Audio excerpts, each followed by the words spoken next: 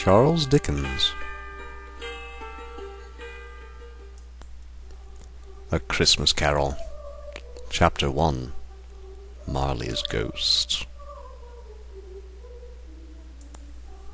Marley was dead to begin with. There is no doubt whatever about that. The register of his burial was signed by the clergyman, the clerk, the undertaker, and the chief mourner. Scrooge signed it, and Scrooge's name was good upon change for anything he chose to put his hand to.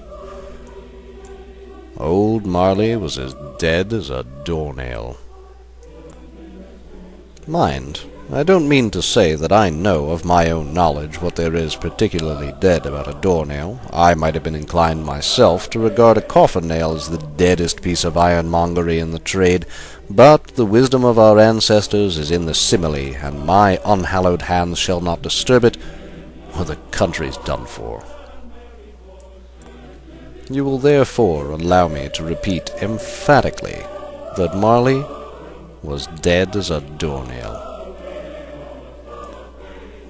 Scrooge knew he was dead. Of course he did. How could it be otherwise? Scrooge and he were partners for I don't know how many years.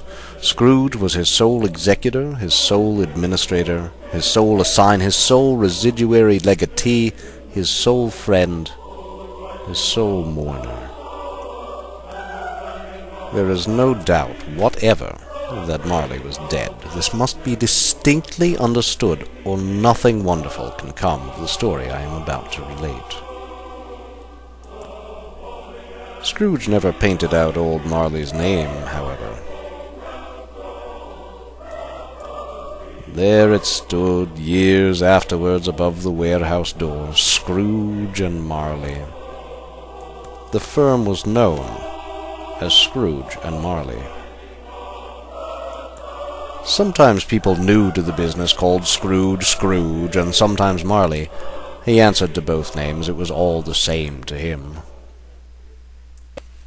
Oh, but he was a tight-fisted hand at the grindstone, was Scrooge. A squeezing, wrenching, grasping, scraping, clutching, covetous old sinner. External heat and cold had little influence on him. No warmth could warm, no cold could chill him.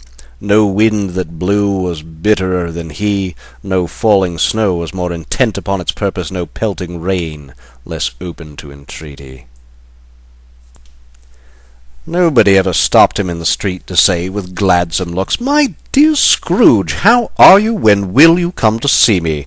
No beggars implored him to bestow a trifle, no children asked him what it was o'clock, no man or woman ever once in all his life inquired the way to such and such a place of Scrooge. But what did Scrooge care? It was the very thing he liked, to edge his way along the crowded paths of life, warning all human sympathy to keep its distance, was what the knowing ones called nuts to Scrooge.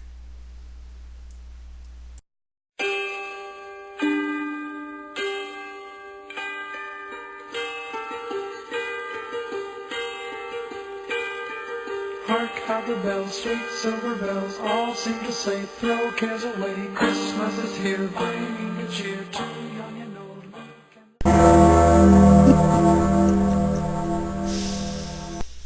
Humbug.